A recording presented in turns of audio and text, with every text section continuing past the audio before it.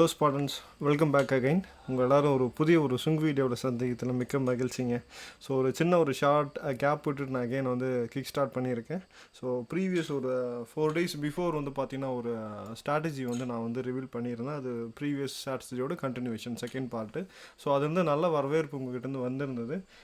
கிட்டத்தட்ட பார்த்தீங்கன்னா இதோட கண்டினியூஷனில் ஒரு 5,000-6,000 மெம்பர்ஸ்க்கு மேலே இப்போ வரையும் பார்த்துருக்கீங்க.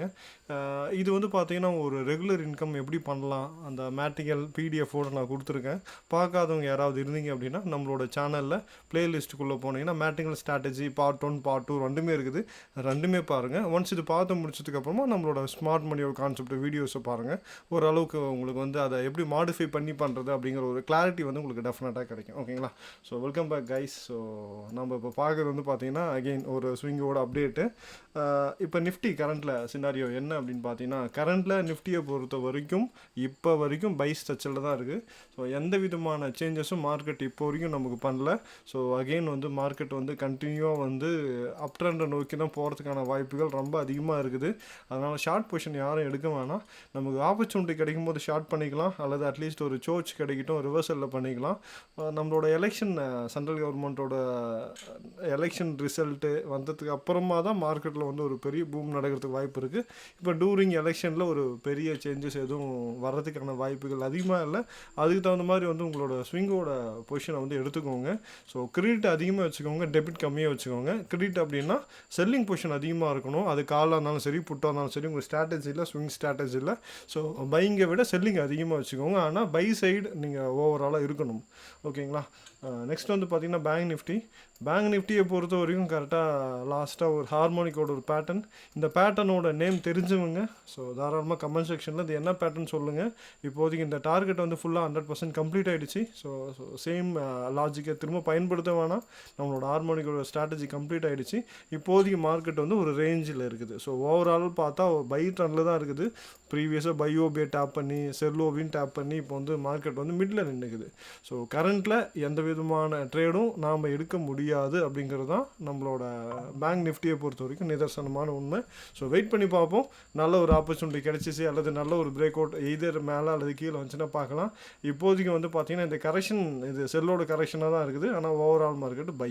அதனால் லாங் ட்ரேட் யாரும் எடுக்க வேணாம். அதாவது ஒரு 3 month ஹோல்ட் பண்ணுற மாதிரியோ அல்லது பொசிஷனல் வியூவோ எடுக்க வேணாம். சின்ன ட்ரேட் ஆப்பர்ச்சுனிட்டி கிடைக்கும் போது க்ளோஸ் பண்ணிக்கோங்க. ஓகேங்களா? Next financial Nifty. ஸோ நமக்கு பேங்க் நிஃப்டியாவது பரவாயில்லைங்க. ஃபினான்ஷியல் நிஃப்டி ப்ரீவியஸாக பைஓபி எடுத்துகிட்டு இப்போ வரைக்கும் பை கரெக்ஷன்லேயே தான் மார்க்கெட் நின்றுக்குது. இதோட டார்கெட் 21,500 அப்படிங்கிறது நெக்ஸ்ட் இதோட டார்கெட்டாக இருக்கும். அதனால் வெயிட் பண்ணுங்கள். 21,500 ரீச் ஆகிறதுக்கான வாய்ப்புகள் இருக்குது. இன்கேஸ் ரீச் ஆகிடுச்சு அப்படின்னா நம்ம தாராளமாக ஒரு சின்னதாக ஒரு செல்லிங் பொசிஷன் எடுக்கலாம். ஏன் செல்லிங் பொசிஷன் எடுக்கலாம்னா ப்ரீவியஸ் சைடில் இருக்குது. ஸோ இங்கே செல்லிங் பொசிஷனை பெரிய லெவலில் வச்சுக்காதீங்க, சின்னதாக எடுங்க ட்ரேட். ஏன் அப்படின்னு கேட்டிங்கன்னா ஈக்குவலாக இருக்குது. இது ஓடிறதுக்கான வாய்ப்புகள் ரொம்பவே அதிகம். சின்ன ஒரு இன்ட்ராடேவோ அல்லது ஒரு நேரம் பொசிஷன் ஹோல்டிங்ஸோ நீங்கள் தாராளமாக எட்ஜ் எடுத்துகிட்டு இந்த ஏரியாவில் நீங்கள் எடுக்கலாம். அது வரையும் சென்ட்ரலில் எந்த ட்ரேடும் பெரிய டைம் ஃப்ரேமில் பண்ண வேண்டாம். ஓகேங்களா? நெக்ஸ்ட்டு ஈரோ யூஎஸ்டி. நான் ஒரு 4 hours எடுத்துக்கிறேன்.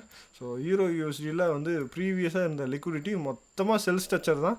சின்னதாக ஒரு பிரேக் அவுட் கொடுத்துட்டு நம்மளோட ஹையர் டைம் ஃப்ரேமில் டேவோட ஓபியை மார்க்கெட் டேப் பண்ணிவிட்டு ஸ்ட்ரெயிட்டாக அங்கேருந்து சோச் முதல் கொண்டு க்ளீனாக வச்சு அழகாக நீட்டாக ஓபி எடுத்துகிட்டு கீழே இறங்கி வந்திருக்கு. செல்லோட ஆப்பர்ச்சுனிட்டி தான்.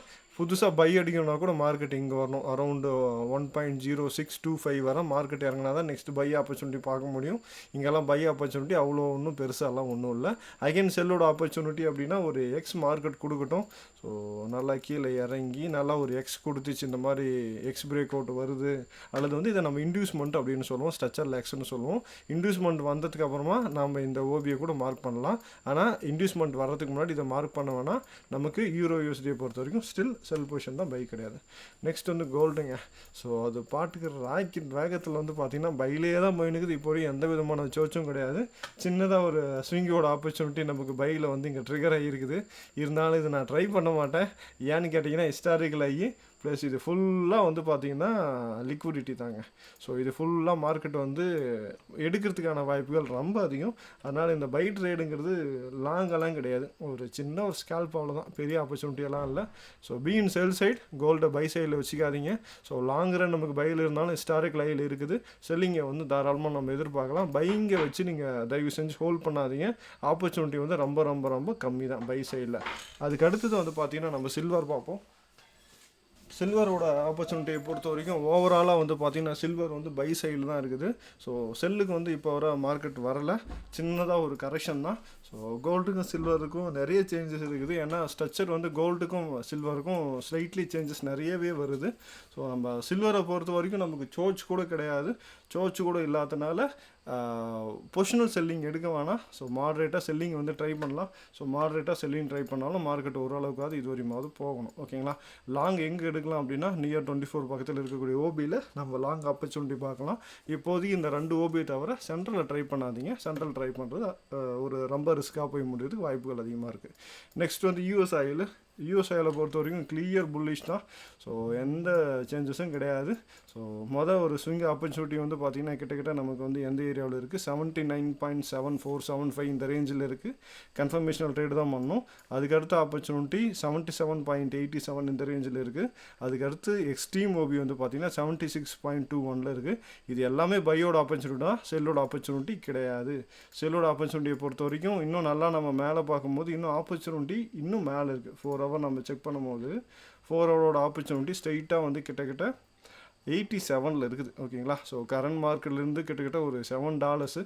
ஸோ வாய்ப்புகள் ரொம்ப செல்லு கம்மி தான். ஸோ அது வரை நம்ம ஈஸியாக வந்து பை கொஷனாக எடுத்து நம்ம ஹோல்ட் பண்ணிக்கலாம். ஸோ செல் சைடு அவாய்ட் பண்ணுங்கள், பை சைடு நில்லுங்க. Next bitcoin. ஸோ கடைசியாக வந்து பார்த்திங்கன்னா யூஎஸ் மார்க்கெட்டில் வந்த பெரிய ஒரு பூமில், யூஎஸ் மார்க்கெட்டில் வந்த நியூஸில் பிட்காயின் ஹிஸ்டாரிக்கல் ஐயை தாண்டி பட்டை கிளப்பிட்டு இருக்குது. இப்போதைக்கு ஹிஸ்டாரிக்கல் ஐயில் இருக்கிறதுனால நம்மளால் பையிங் கண்டிப்பாக ட்ரை பண்ண முடியாது.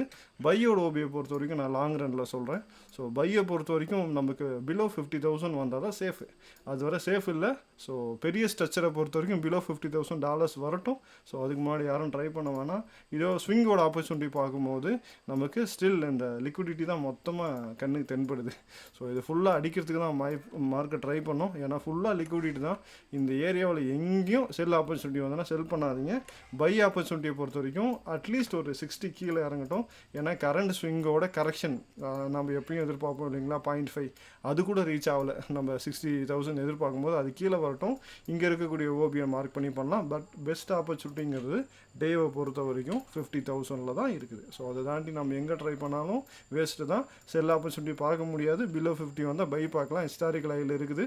அதனால் யாரும் வந்து புது பையிங் வந்து யாரும் ட்ரை பண்ணுறதை அவாய்ட் பண்ணுங்கள். ஓகேங்களா.